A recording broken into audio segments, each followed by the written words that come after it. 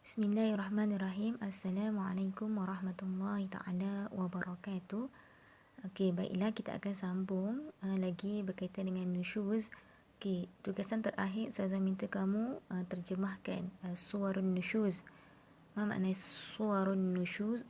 Suwarun nusyuz ialah bentuk-bentuk nusyuz ya. Jadi saya dah terima kerja kamu, alhamdulillah. Um, Kamu bolehlah terjemahkannya dan kamu boleh baca sendiri, tapi saya akan terangkan sedikit pada hari ini suwarun nusyuz, nusyuz zaujah dan nusyuz az-zauj.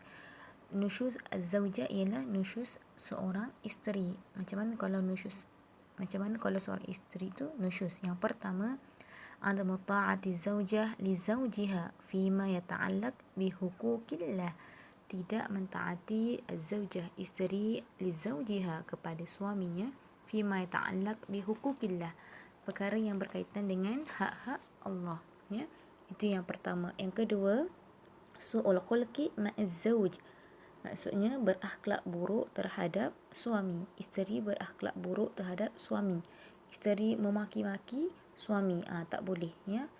Memanggil suami dengan panggilan yang tidak baik, bodoh, bangang, tak boleh ya. Tak baik, tak boleh.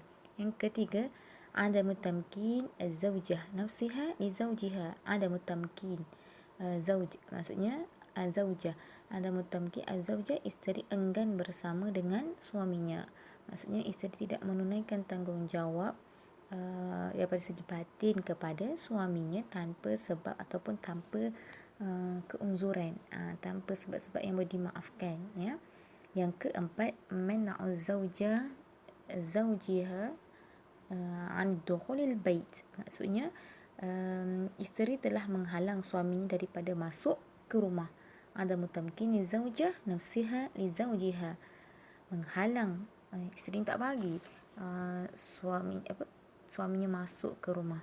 Yang kelima, khuruj az-zaujah min baitihi bighairi uzrin, keluar isteri daripada rumahnya tanpa uzri tanpa keunzuran, maksudnya keluar dengan sengaja tanpa izin untuk melakukan perkara-perkara yang tidak baik, min ghairi izni, tanpa izin seorang suami, au safarat, ataupun isteri tu pergi bermusafir bi ghairi izni wa ridha'i min, tanpa izin suami dan juga tanpa redha suami. Contohnya isterinya ni nak juga pergi contohnya luar negara ke, ataupun berlibur lah, bersuka-suka dia tanpa keizinan suami, kata tak boleh tapi dia pergi juga ya. Ataupun pergi melakukan perkara-perkara yang tidak baik, contohnya pergi ke pub, pergi ke disco ya, bidunil, maksudnya tanpa izin suami. Suami dia kata jangan pergi tapi dia pergi juga, maka dia dikira nusyuz. Suwarun nusyuz li zaujah, untuk isteri. Kita ada juga suwarun nusyuz az-zauj ya. Macam mana pula kalau suami ni, bentuk suami yang nusyuz bagi suami. Yang pertama, man'u zauj zaujatihi, man'u zauj an zaujatihi an haqqiha fi nafkah, suami tidak memberikan hak-hak isteri dalam nafkah.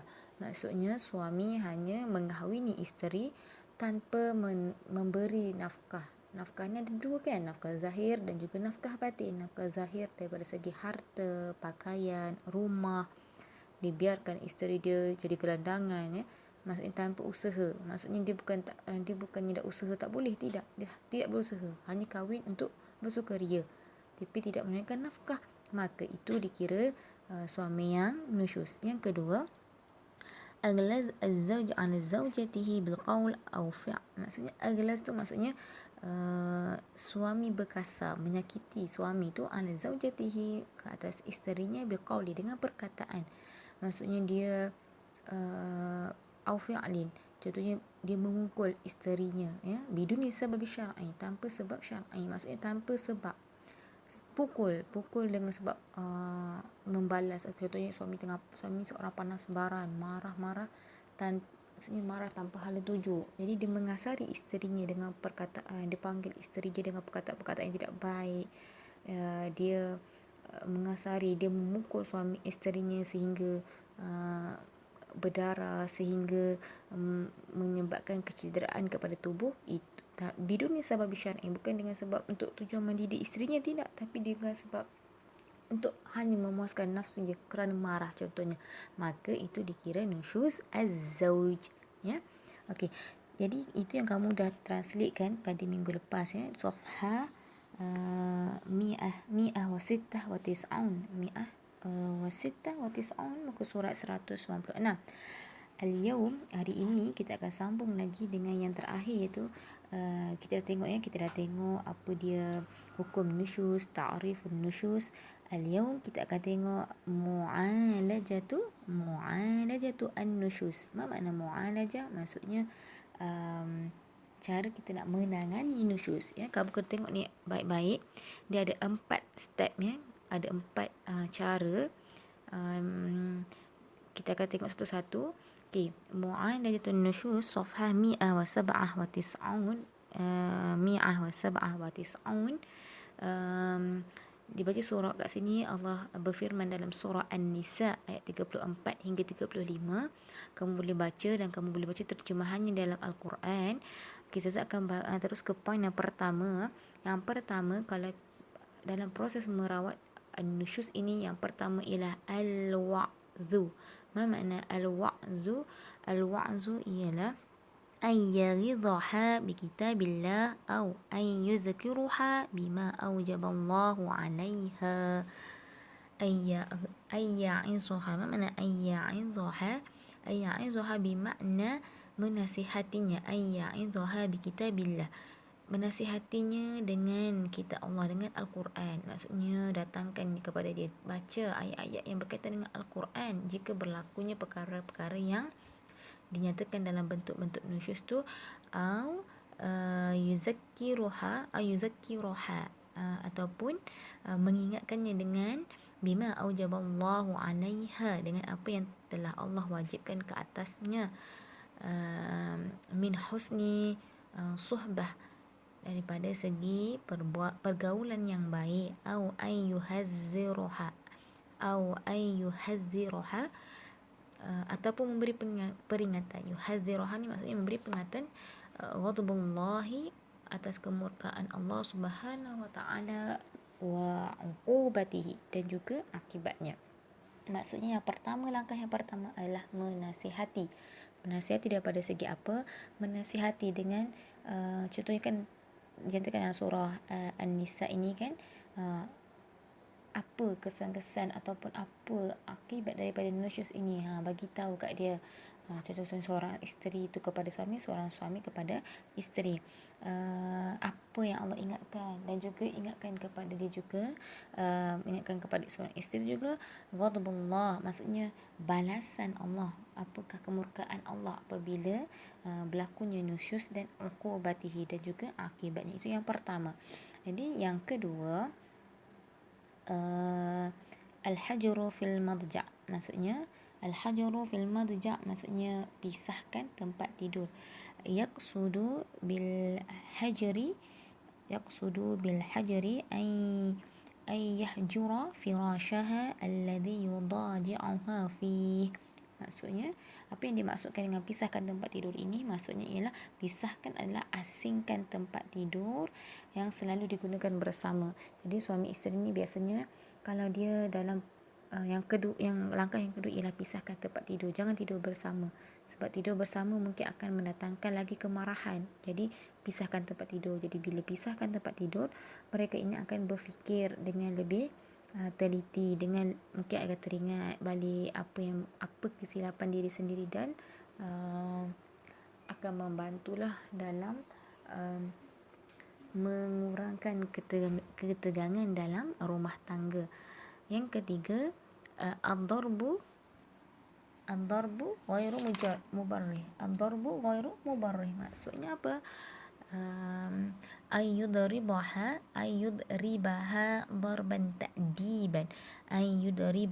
darban ta'diban wala yujarrih jasaduha wala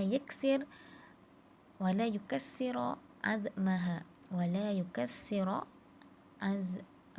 azmaha wa la yudriba wajhaha wa la yumassu mawdi'a muhlakah. Apa makna? Maksudnya pukulan yang tidak menyakiti. Kalau pertama nasihat tak jadi, lepas tu al-hajru fil madja', memisahkan tempat tidur pun tidak jadi. Jadi kita pergi yang ketiga, ad-darbu ghairu mubarrih. Maksudnya pukulan yang tidak menyakitkan. Ayadribaha darban ta'diban, pukulan yang mendidik. Contohnya ada macam gunakan tangan ke kan, pukul kaki dia ke kaki seorang isteri tu, tapi pukulan itu tidak pukulan yang menyakitkan, bukan pukulan-pukulan yang seperti yang kamu lihat dalam televisyen tu, pukulan yang mendatangkan kecederaan, ya. Sehingga kan kat sini kata wala yukassiru azmaha, dan juga tidak mematahkan tulangnya. Bukan kecederaan, bukannya pukulan yang marah ni, sebab kata dalam Quran kena pukulan ni, kena pukul isteri sebab degil sangat, dipukul sampai disepak isteri, ditendang isteri sehingga mendatangkan patah-patah tulang isteri dia, maka tidak dibenarkan. Dia hanya dibenarkan ialah pukulan yang mendidik, wala yujarrih jasaduha, yang tidak mendatangkan kelukaan kepada tubuh badan isterinya, ya. Penting tu. Bukannya kamu dah baca, kamu kata ad-darbu, sesuatu kata boleh pukul, okey, pukul isteri, tidak. Tapi pukulan ini adalah pukulan yang mendidik. Dan yang keempat, al-islahu. Ini langkah yang terakhir, ialah langkah pemulihan lah. Al-islah ni maksudnya pemulihan. Kalau kita pergi dia ada dirujuk kepada orang yang lebih arif, iaitu di mahkamah syariah lah. Al-islah ni saya baca dulu, ya. Okey. Iza istahkama al-khilaf bainahuma, kita punya ni tak terangsang. Kamu boleh buka buku teks, muka surat as-safha 106 wa 9 la 198, 198 kamu boleh tengok situ. Iza istahkama al-khilaf bainahuma, apabila terjadinya pertegangan di antara keduanya, bainahuma, antara suami dan isteri, wa rufi'a al-amru ilal hakim, hendaklah dirujuk perkara, diadukan, wa rufi'a al-amru ilal hakim, hendaklah dirujuk perkara itu kepada hakim. Hakim ni siapa? Hakim ni orang yang akan mendengarlah, ya, orang yang akan memutuskan. Ilal hakim, wajaba 'alal hakim ayyuwassita li islahi bainihima. Okey. Wajib ke atas hakim itu melantik perantara. Wajaba 'alal hakim ayyuwassita lil islahi bainihima. Wajib ke atas hakim itu untuk melantik orang yang akan menjadi pendamai antara mereka, suami isteri itu. Siapa mereka itu? Ialah hakamaini muslimaini, dua orang hakim yang muslimaini, yang muslim, adilaini, yang adil, arifaini biturukil islah, yang tahu tentang cara-cara untuk pemulihan.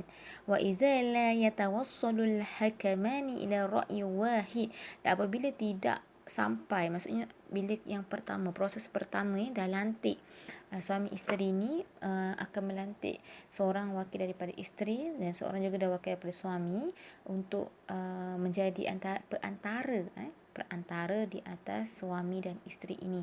Maka jika tidak berjaya mencapai satu kata putus, maka kena lantik qadi ni, kena lantik hakim yang tadi tu, kena lantik lagi dua orang perantara ni, sehinggalah hatta yajma'aha ala ra'yi wa, sehinggalah capai kata putus apa yang terjadi. Islah ni maksud pemulihan hubungan dalam suami isteri. Kalau kat mahkamah tu kita panggil sulh, ya, sulh, ya, kita panggil, maksudnya untuk mendengar, ataupun kadang-kadang suami isteri ni dia terlampau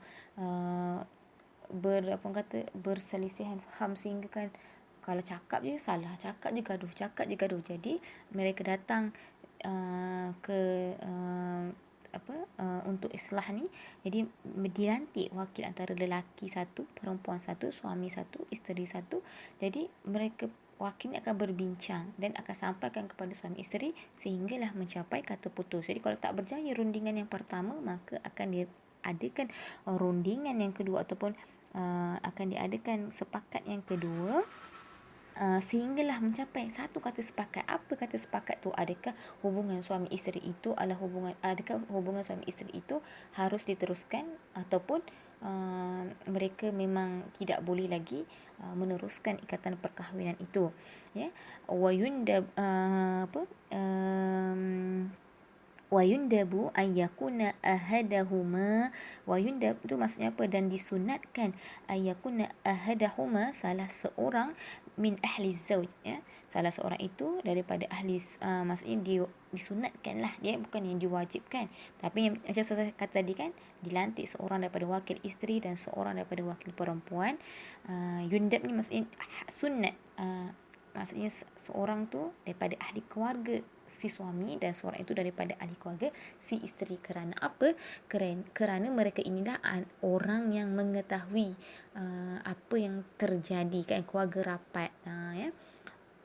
Disunatkan, contohnya kalau suami tu abang ke adik ke, ya, isteri pun sama, ayah ke adik ke abang ke, tapi ahli keluarga, disunatkan kerana perkara ini adalah perkara yang perkara hal rumah tangga, ya. Maksudnya benda yang kita nak jaga, aib keluarga kita, aib keluarga suami, aib keluarga isteri, ya.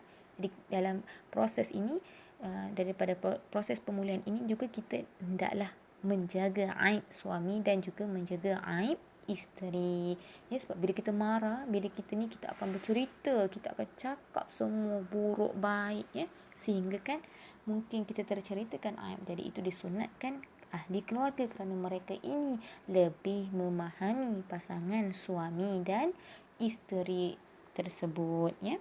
Jadi ingat yang kita ada 4 langkah dalam mu'alajah an-nusyuz. Yang pertama al-wa'zu, yang kedua al-hajaru fil madja', yang ketiga ad-darbu ghairu mubarrih, dan yang keempat al-islah, ya.